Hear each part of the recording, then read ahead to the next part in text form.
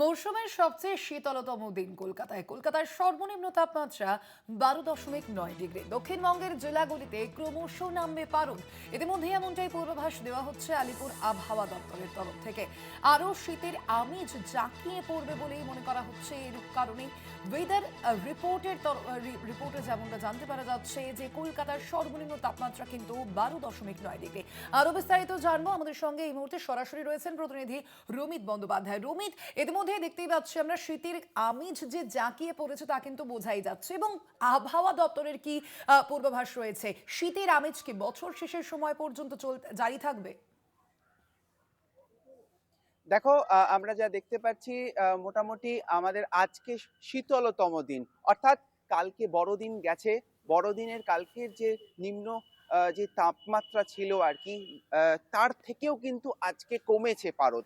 এবং সেই পারদ কমাতে যেটা আমরা দেখতে পাচ্ছি, শহর কলকাতার যে চিত্র আমরা দেখতে পাচ্ছি, অর্থাৎ সকাল থেকেই কিন্তু চায়ের দোকানে ভিড়, এবং সেই জায়গাটার থেকে দেখা যাচ্ছে বহু মানুষ, অনেক ভিন রাজ্য থেকেও মানুষজন কলকাতায় ঘুরে বেড়াচ্ছেন। তারা চলে এসছেন কলকাতা দর্শনে।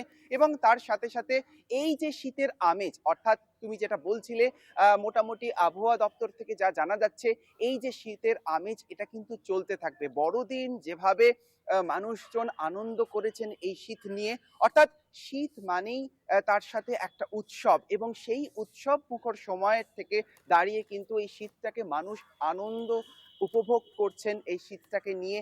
এবং সেই চিত্রই আমরা তুলে ধরার চেষ্টা করব এই মুহূর্তে।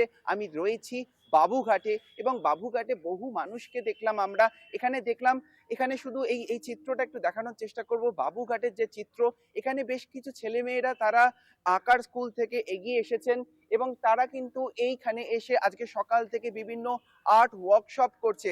অর্থাৎ তাদের এই যে শীতকে আমরা বলতেই পারি, তারা কিন্তু একরকম করে বরণ করে নিয়েছে শীতকে।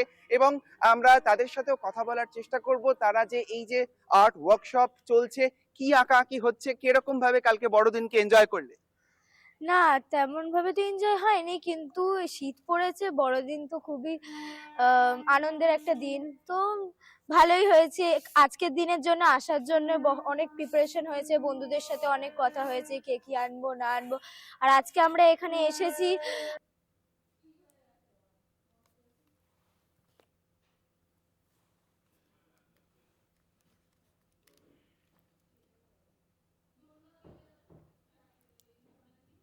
আপাতত ধন্যবাদ তোমায় রমিত।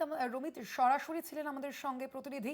রাজ্যে আরও পারদ পতনের সম্ভাবনা কিন্তু ইতিমধ্যেই রয়েছে। শীতে রীতিমতো কাঁপছে বাংলা, এবং এই শীতের আমেজ জারি থাকবে বলেই বলা হচ্ছে আলিপুর আবহাওয়া দপ্তরের তরফ থেকে, এমনটাই পূর্বাভাস।